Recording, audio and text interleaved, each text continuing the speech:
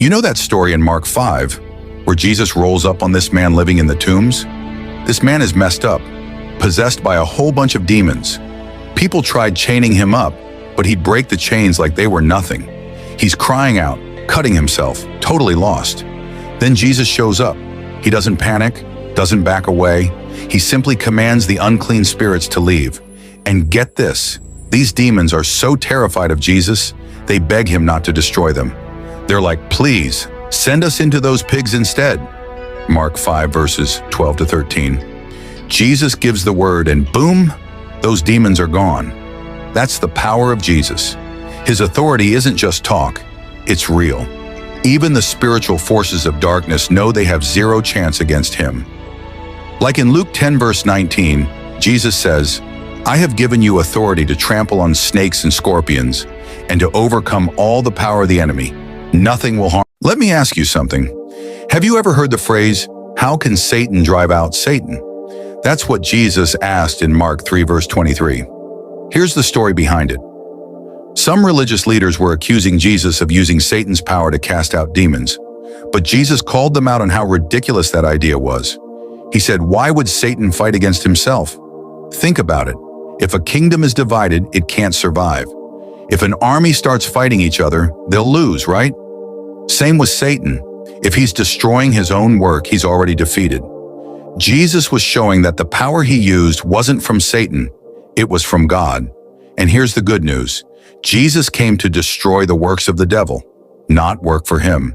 That's why his authority is so powerful. So next time you hear that verse, remember this. Jesus isn't just strong, he's the ultimate authority over evil. And he's for you, not against you. Stay strong and let Jesus handle the battles you can't. Let's talk about something important. How sin showed up in the angels that followed Lucifer. You know, back in the beginning, Lucifer was one of the top angels in heaven, but pride got the best of him. He wanted to take God's place, and he didn't do it alone. He got a bunch of other angels to join him. The Bible talks about it in Revelation chapter 12, verses 7 to 9. It says, then war broke out in heaven. Michael and his angels fought against the dragon, and the dragon and his angels fought back. But he was not strong enough, and they lost their place in heaven. The great dragon was hurled down, that ancient serpent called the devil, or Satan, who leads the whole world astray. He was hurled to the earth, and his angels with him. You see, sin, pride, and rebellion took over their hearts. That's how sin started in them, and because of that, they couldn't stay in heaven. They were cast out, no longer holy, no longer in God's presence.